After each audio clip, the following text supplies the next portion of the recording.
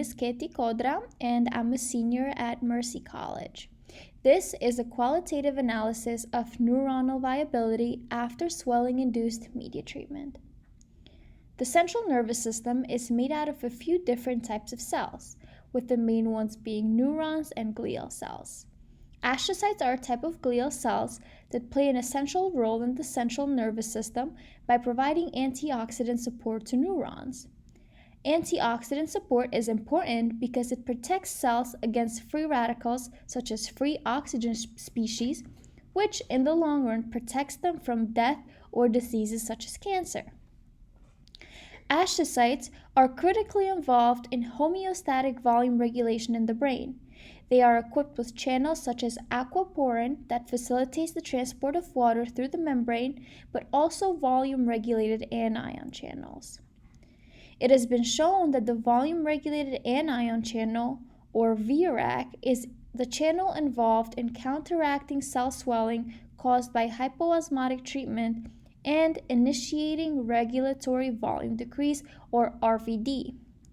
This role of VRAC has been a basis for investigating its involvement in the mechanisms of cell death in stroke and brain trauma, conditions in which cell swelling occurs. During RVD, glutamate, which is a precursor of the antioxidant glutathione, along with other organic osmolytes, is released from the VRAC.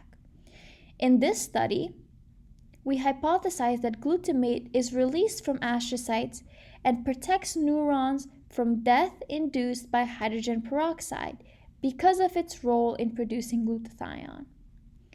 The astrocytic cell culture was derived from the optic tectum of E8 and E10 chick embryos, and the cells were treated with hypoosmotic media in which concentrations of sodium chloride are lower than the regular DMEM.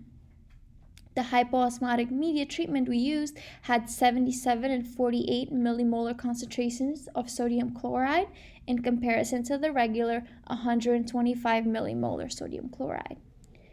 Astrocytes were treated for an hour, and this treatment was then collected and used to treat neurons from optic tectum of E6 chick embryos in order to study neuroprotection. Neurons were then treated with hydrogen peroxide overnight, and then a live dead assay was performed. This assay measures viability using fluorescent markers and provides qualitative information regarding the viability of our neuronal culture. Our data so far has been inconclusive, but we have seen a pattern in which 77 millimolar sodium chloride concentrations of conditioned media did provide the best viability for neurons, even after treatment with hydrogen peroxide. This data was comparable to the positive and negative controls. In the future, we are planning on collecting quantitative data of neuronal viability by using a fluorescence plate reader and studying the pathways of glutathione generation in neurons in order to understand how astrocytes play a role in protecting neurons.